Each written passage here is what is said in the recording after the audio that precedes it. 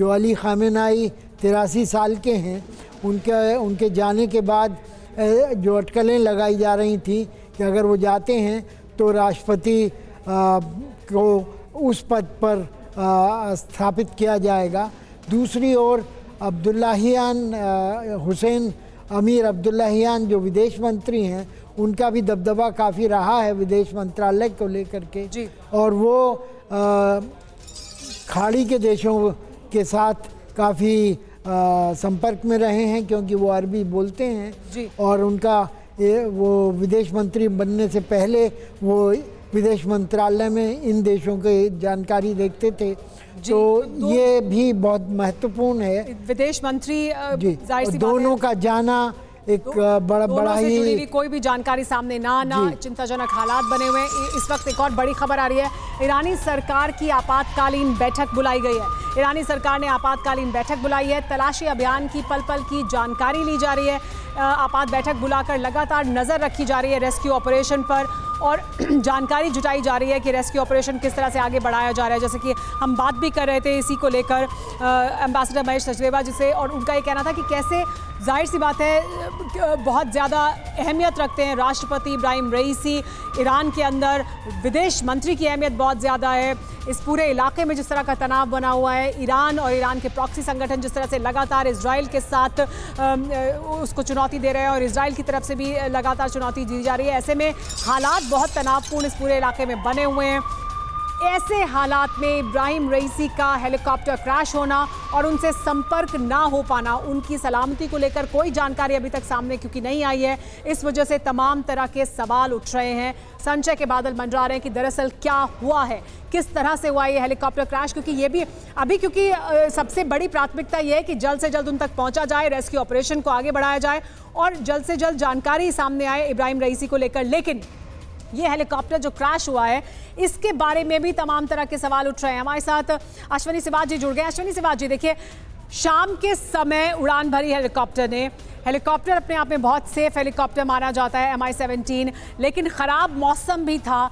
ऐसे में इब्राहिम रईसी के हेलीकॉप्टर ने उड़ान भरी और उसका संपर्क टूट गया, क्रैश हो गया। तो क्या किसी तरह के सेफ्टी इंस्ट्रक्शंस को फॉलो नहीं किया गया? क्योंकि आमतौर पर जब VVIP मूवमेंट होता है, इस तरह का हेलीकॉप्टर उड़ान भरता है, तो मौसम के बारे में भी जानकारी ली जाती है। तमाम और जानकारियां जुटाने के बाद ही आगे की तरफ रवाना हुए होंगे। हाँ बिल्कुल, इसमें कोई शक नहीं है कि अगर VIP का हेलीकॉप्टर है तो उसके अंदर SOP होती है, बहुत ज़्यादा स्ट्रिक्ट हिदायतें होती हैं। अगर वेदर कंडीशन ठीक नहीं है तो हेलीकॉप्टर टेक ऑफ नहीं करता और वो रिस्ट्रिक्शन बहुत ज़्यादा होती हैं बनिस्बत नॉर्मल हेलीकॉप्टर के।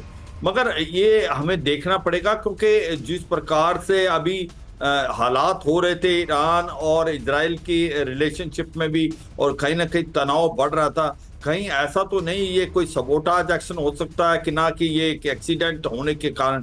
क्योंकि अगर आप देखें अजरबैजान और आर्मेनिया की लड़ाई जब हुई थी तो उस समय इजराइल जो था वो अजरबैजान के साथ खड़ा हुआ था टर्की, और अजरबैजान का जीत का कारण आर्मेनिया पे बेसिकली यही था कि जो बरखता ड्रोन दिए गए थे एक प्रकार टर्की से और जो ड्रोन दिए गए थे इजराइल से, तो कहीं ना कहीं ईरान जो था इस लड़ाई में आर्मेनिया के साथ खड़ा हुआ था। तो ये भी तालमेल हमें समझना पड़ेगा कि अजरबैजान की जो एम्बेसी थी 2023 में ईरान में, उस पर भी अटैक हुआ था, गन अटैक हुआ था। तो ईरान के और अजरबैजान के रिलेशन यूं तो वो सुन्नी है, शिया है, रिलेशनशिप ठीक होने चाहिए एज अ मुस्लिम वर्ल्ड, मगर इतने अच्छे नहीं थे।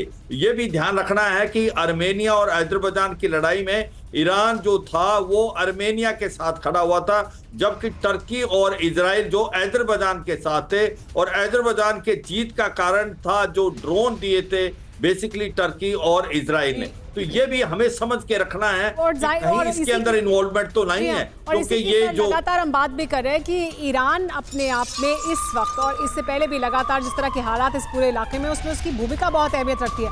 एक और बड़ी खबर बता देते हैं, क्रैश साइट पर घना कोहरा है, ये जानकारी मिल रही है।